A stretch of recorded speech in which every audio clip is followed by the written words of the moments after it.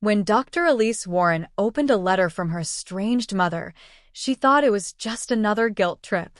She never imagined it would drag her back into a house filled with forged signatures, stolen fortunes, and one devastating secret, buried in her own bloodline.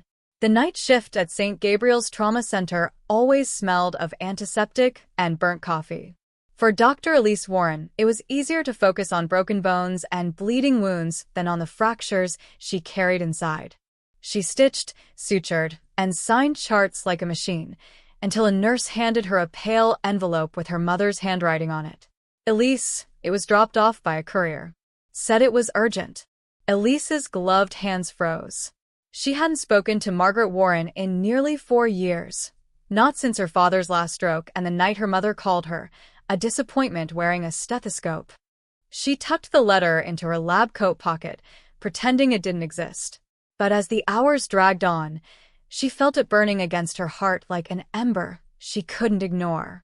At dawn, she drove home through the gray mist curling over Portland's empty streets. Her daughter, Isla, was asleep on the couch, textbooks open, headphones in. Elise brushed a strand of hair from her face. "You fell asleep studying again," she whispered, smiling faintly. On the kitchen table sat a half-eaten slice of toast and a note. "Good luck tonight, Mom. Don't forget to rest sometimes. Isla Yellowheart." Elise's eyes softened. She could handle trauma bays and blood loss, but small kindness from her daughter always undid her. She made coffee, sat by the window, and finally opened the letter. The paper smelled faintly of lavender, her mother's signature scent. "Elise, your father's condition is worsening. He keeps asking for you. The estate matters can't wait any longer. Come home by Friday. It's time we settle things once and for all." "Mother." Elise's chest tightened. "Estate matters." Margaret never wrote words without intent. Every syllable was a weapon disguised as civility. She folded the letter neatly, though her hands trembled. The last time she was home, she discovered a power of attorney document she never signed, giving her mother access to her late husband's trust fund, the one she'd built for Isla. The confrontation ended with broken glass and a slammed door. Now Margaret wanted her back. By noon, Elise was sitting across from Samantha Lowell, her closest friend and attorney, in a quiet cafe near the hospital. Samantha skimmed the letter and raised an eyebrow. "She's playing her old game again. Guilt and control." "I know," Elise said softly. "But if my father really is dying..." Samantha leaned forward. "Then visit him, not her. And Elise, remember, boundaries aren't cruelty. They're protected." Elise nodded, but her gaze drifted to the rain streaking down the window. The truth was, no matter how many surgeries she performed or how many patients she saved, she still craved one thing she'd never received: her mother's approval. That evening, Elise sat with Isla on the couch, watching a rerun of a nature documentary. "Mom," Isla said, glancing sideways. "You look like you're somewhere else." "I got a letter from Grandma," Elise admitted. "She wants me to come home." Isla frowned.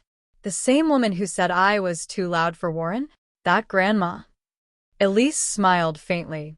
"The very one." "Then don't go," Isla said. "You don't owe her anything." Elise wanted to agree, but deep down, she knew unfinished business had a way of festering, and Margaret Warren was not a woman who let things stay buried. By Friday morning, Elise stood before the old Warren estate, a sprawling house on the edge of Lake Oswego, its white shutters flaking, ivy creeping up the brick walls like veins of rot. As she stepped inside, the air felt heavier, the same air that once smelled of polished silver and strict silence. "Dr. Warren," a voice said behind her. It was Dr. Alan Voss, her hospital's administrator, and, to her shock, sitting comfortably in her mother's living room, sipping tea. "Elise," Margaret's voice rang out, sharp as ever. "Alan's been helping with the estate's finances. Such a dear friend of the family." Elise froze. "Alan? The man who'd recently denied her promotion, claiming budget constraints?" Margaret smiled sweetly. "You see, dear, we've had to make some adjustments since your father's health declined." Alan was kind enough to guide me through the paperwork. Elise's heartbeat thundered. What paperwork? Alan shifted uncomfortably. Just formalities. Your father's accounts, the medical fund. Her mother interrupted smoothly. Oh, don't make that face, Elise. You always overreact. But Elise wasn't listening anymore. Her eyes were fixed on a folder lying on the coffee table, bearing her own signature, unmistakable and fraudulent. Her voice dropped to a whisper. You forged my name again. Margaret's lips curved. Such harsh words. After all, everything I do is for this family. Elise's hands trembled, not with fear this time, but fury. Outside, the wind howled against the lake, and for the first time in years, Elise felt something inside her shift, a clarity sharp enough to cut through every manipulation, every guilt-soaked memory. She straightened her shoulders. You're right, Mother, she said coldly. It's time we settle things. Margaret's smile faltered. What do you mean? Elise looked directly at Alan. I mean, I'm not leaving this house until I know exactly how deep this betrayal runs. And in that moment, beneath the chandelier's sterile light, the quiet war between mother and daughter truly began. The next morning, sunlight spilled through the tall windows of the Warren estate, illuminating dust that hung in the air like ghosts of the past. Dr. Elise Warren stood in her father's study, a room she hadn't entered since med school. The heavy oak shelves, once lined with law books and medical journals, were now half empty, as if secrets had been quietly removed. Down the hall, she could hear her mother laughing softly with Dr. Alan Voss, the sound as grating as metal on glass. Elise pulled open a desk drawer. Inside lay a stack of old bank statements, a few framed photographs, and a small leather-bound ledger, cracked at the spine. Her father's handwriting filled the first page, meticulous, shaky, and painfully familiar. To my daughter Elise, if you're reading this, it means I couldn't protect what's rightfully yours. Her breath caught. She flipped the pages, scanning numbers, notes, and names, and then one name froze her blood cold. Voss Holdings, LLC. Alan. Her hospital administrator. Her mother's financial advisor. A pattern emerged. Large withdrawals from her father's medical fund, redirected to offshore accounts under that shell company's name. The same fund Elise had contributed to ensure her father's care. Her voice trembled as she whispered, He's been siphoning money for years. Elise. Her mother's voice echoed from the doorway. Elise closed the ledger, but didn't hide it. What is this? She demanded. Why is Alan Voss listed as a beneficiary to Dad's medical trust? Margaret stepped inside, her tone condescendingly calm. You wouldn't understand. Your father made mistakes. Alan helped clean them up. By stealing from him? Elise's anger flared. Do you even hear yourself? Margaret crossed her arms. Watch your tone. You've always had a flair for dramatics. You don't know the pressure I've been under. Pressure? Elise snapped. You forged my name, Mother. You stole from a dying man, and from your own granddaughter's future. For a flicker of a moment, Margaret's mask cracked, a twitch at the corner of her mouth, a flash of guilt. Then it was gone. You always thought you were above this family, she hissed. You left, you judged, but you'll come crawling back when the money runs out. Elise stepped closer, her voice steady. I didn't come for money. I came for the truth. Margaret's eyes hardened. Then you'll regret it. That night, Elise sat in her childhood bedroom, the ledger spread across the bed. Her phone buzzed, a message from Samantha Lowell. I've been looking into Voss Holdings. You're not going to like what I found. Call me immediately. Elise stepped outside, phone pressed to her ear. Tell me. Samantha's voice was tight. Voss Holdings isn't just Alan's.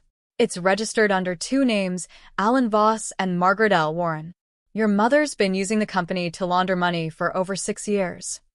Elise's knees weakened. She's his partner? Yes. And it gets worse. Alan's been redirecting hospital research grants into those same accounts, using your credentials. He's been signing under your license number, Elise. The world tilted. He what? You're legally exposed. If this goes public before we act, It'll look like you're the one who embezzled the funds.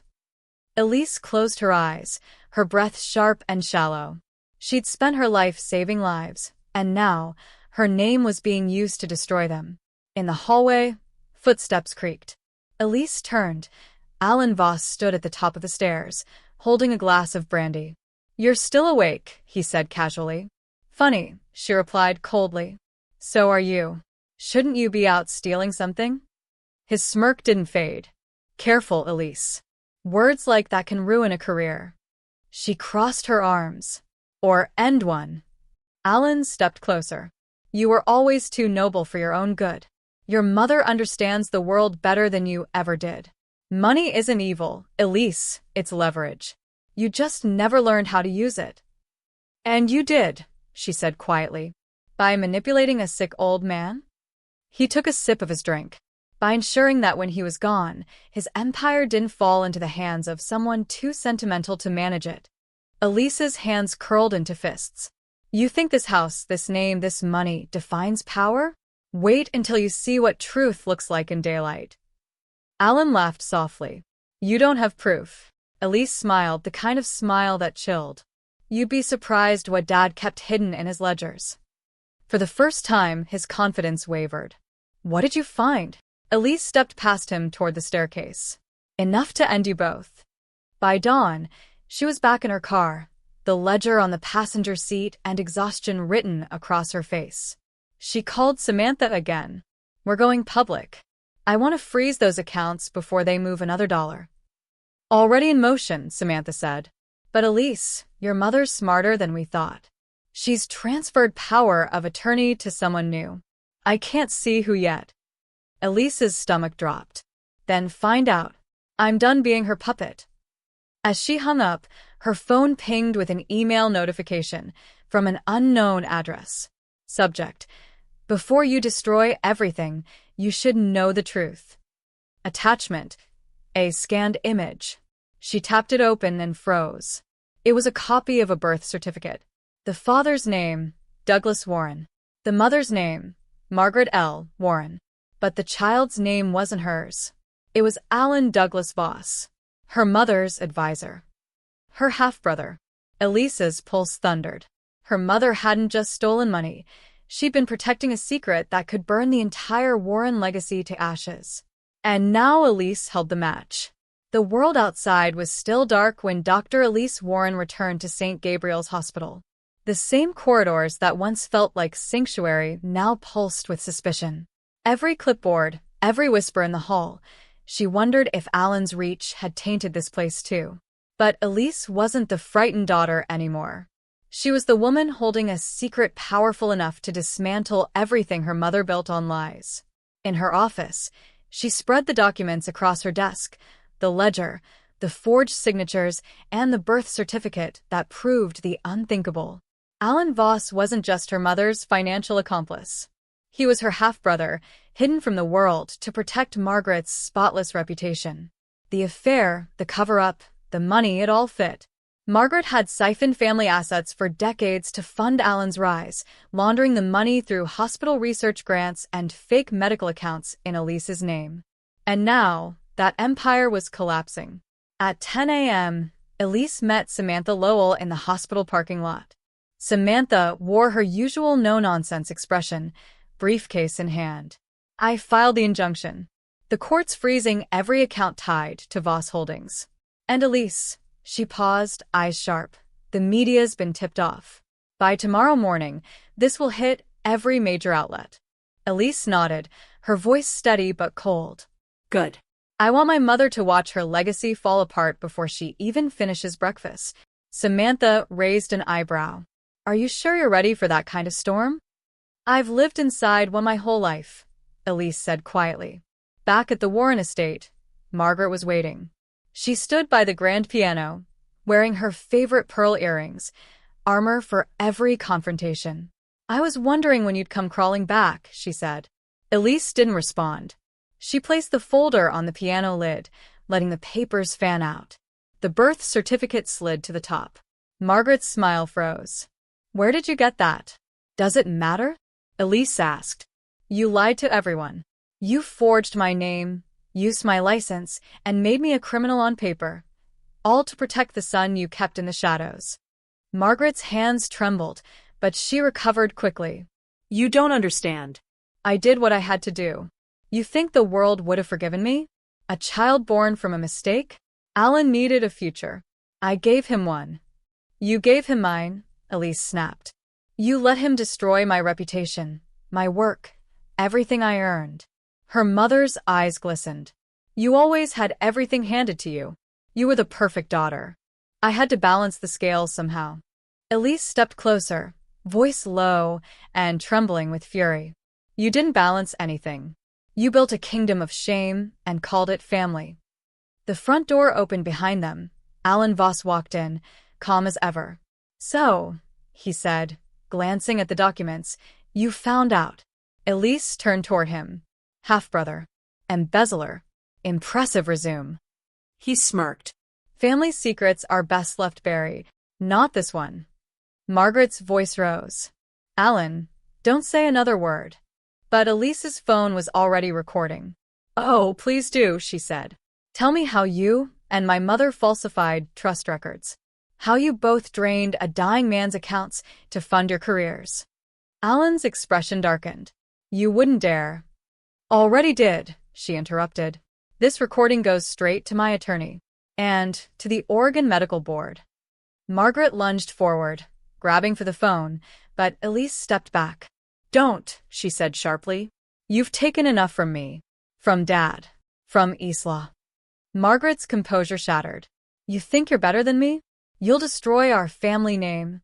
Elise's eyes softened, almost pitying. The family name was already destroyed, Mother. I'm just giving it an honest burial. By evening, the house was surrounded by unmarked cars. Financial crimes investigators moved through the rooms quietly, taking photos, collecting ledgers, dismantling decades of deceit. Alan was handcuffed first, silent, eyes down. Margaret tried to reach for him, but an officer held her back. Her pearl earrings shook with every word. Elise, please. I did it for him. For my family. Elise met her gaze one last time. You did it for yourself. And then she turned away. Weeks later, the news spread across every channel. Prominent surgeon exonerated in hospital embezzlement scandal. Administrator and socialite arrested in multi-million-dollar fraud case. The name Dr. Elise Warren was finally cleared. At home, she stood by the window watching rain patter against the glass. Isla walked in, holding 2 mugs of cocoa. It's over, her daughter asked. Elise nodded slowly. Almost. Do you feel better? Elise smiled faintly. Not better. Just lighter. They sat together in silence. The same kind of silence Elise had grown up in, but this one was different. It wasn't cold or controlled. It was peaceful. A few days later, Elise received one final letter, unmarked, delivered by post. Inside was a handwritten note in her father's fading script. You spent your life fixing others, Elise. But remember, some wounds aren't meant to be stitched. They're meant to be uncovered, so truth can breathe. A single tear traced down her cheek. She folded the note and slipped it into her coat pocket. Outside, the wind rippled through the trees along the lake, the same place where it all began. This time, she didn't look back.